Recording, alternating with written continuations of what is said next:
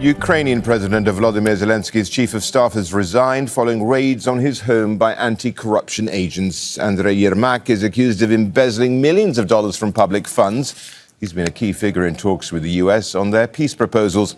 In a post on X, Yermak said he's fully cooperating with law enforcement officers. Lisa Yasko is a member of the Ukrainian Parliament. She says the investigations show Ukraine is committed to purging corruption. What we know that today there was really investigation going on Andriy Yermak office, and Andriy Yermak said that he will be very open and transparent. If any more investigations are needed, he's ready to cooperate. And I believe this situation actually shows that Ukraine is trying to do absolutely big miracles. Under the bombs, under attacks, we are also making sure that our anti-corruption agencies are working transparently and efficiently.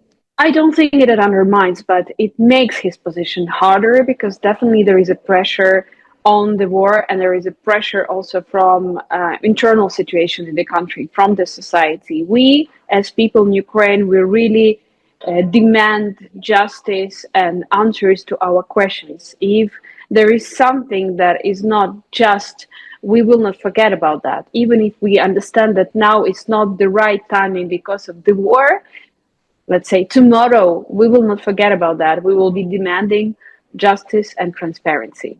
This is very unfortunate that the news actually cover information about our scandals with corruption rather than the fact that how many people are dying every day and how many villages and cities and crimes Russia is committing against Ukrainian people. And of course, it's not helpful in spreading the truth and reality about the Russian aggression against Ukraine.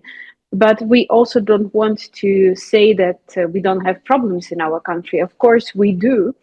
And this is something that I think is quite unique. You will not find a country in the world that we will be under the bombs every day, without electricity, without anything, sometimes from a real civilization, but still fighting for justice and giving all green light to anti-corruption investigations.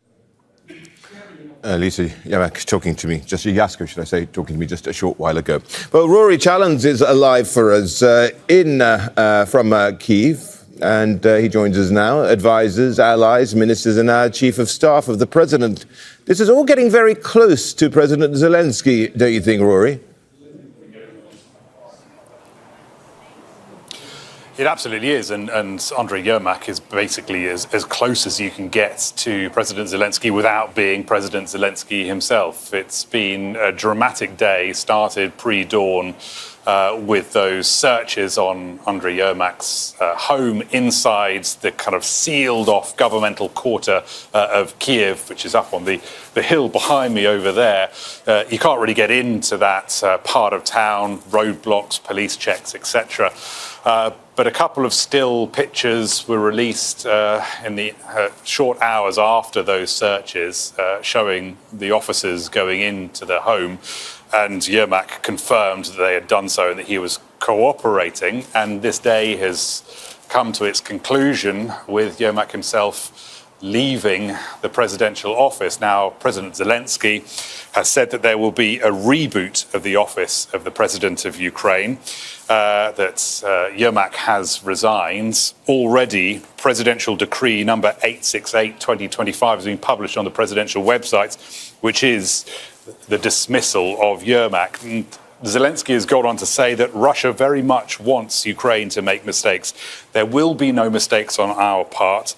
We have no right to retreat or quarrel amongst ourselves. If we lose unity, we risk losing everything. So you can see that President Zelenskyy is trying to say to people that the stakes are so high that this shouldn't diminish trust in the government. But I don't think he can help that already happening. There has been much trust lost in this government over the past few months. There were protests in the summer because the president's office had tried to neuter the independence of NABU, one of these organizations that has been investigating corruption.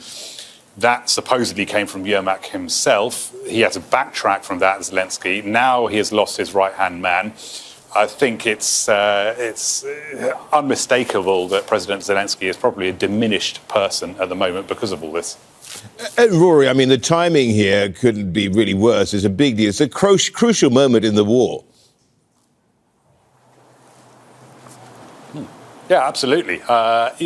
This couldn't be more critical for Ukraine at the moment. It is negotiating its very survival as a sovereign nation. Andriy Yermak was the man that Zelenskyy had sent to Geneva to go and talk with Marco Rubio, the US Secretary of State, trying to redraft that 28-point peace plan that Washington had come up with, try to make it more amenable to Ukraine's wishes, and as I say, its survival as a sovereign nation. So he was critically important in that. He has been important in many, many parts of Ukraine's state architecture.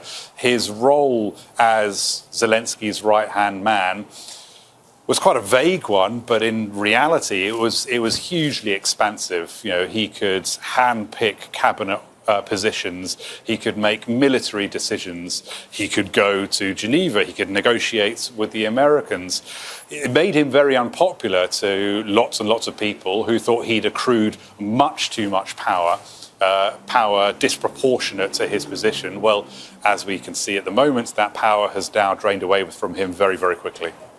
Rory, thank you very much. Rory Challands there joining us from the Ukrainian capital, Kyiv.